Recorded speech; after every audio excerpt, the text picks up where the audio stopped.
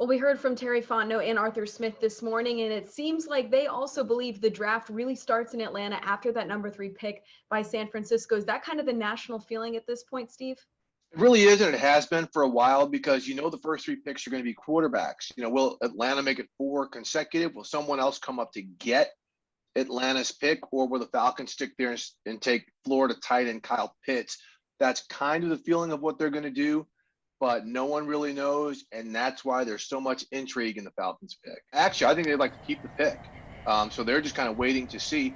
Well, let's say the 49ers do select Mac Jones, right? That everyone is suspecting. Well, maybe a team really likes Trey Lance or Justin Fields, who are two quarterbacks who the Falcons like, and they come down and say, hey, look, we'll give you all of this to get that pick because we really like that player as well. The Falcons have to weigh that, but how far back do they want to go? And that's something that they discussed on the news conference as to if we do go back, will there be the type of player that we want in that slot still available? Will the compensation really be something worthwhile as opposed to taking the player who they really like and what they could get from that player in the short and long term? So they really don't know right now. And that's why, again, at 4, that's when the things really get turning in the draft.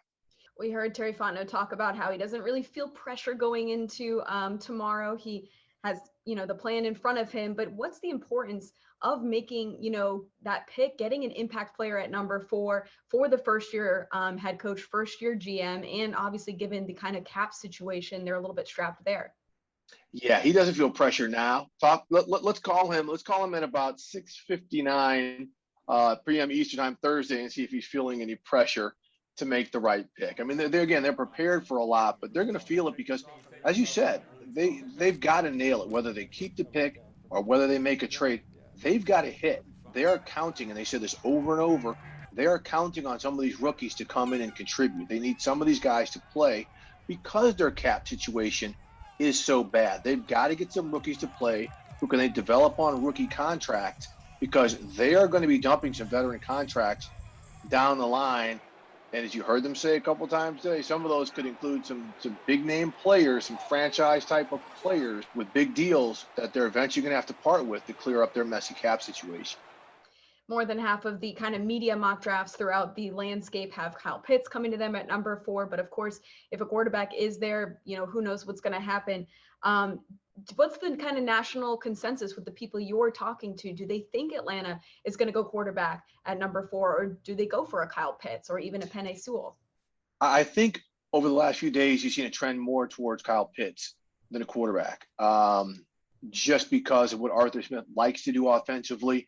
And you heard him talk today, and I asked him the question on the news conference, do you take a player who's more scheme and culture fit or someone who's been a leader or a captain who played against big competition? He said scheme and culture fit. Well, bang, Kyle Pitts at that first pick fits everything they want. Arthur Smith loves to run 2 tight end and 3 tight end sets. He is a hybrid type of tight end where he can play wide receiver, he can play in line, he can play in the slot, a lot like Travis Kelce.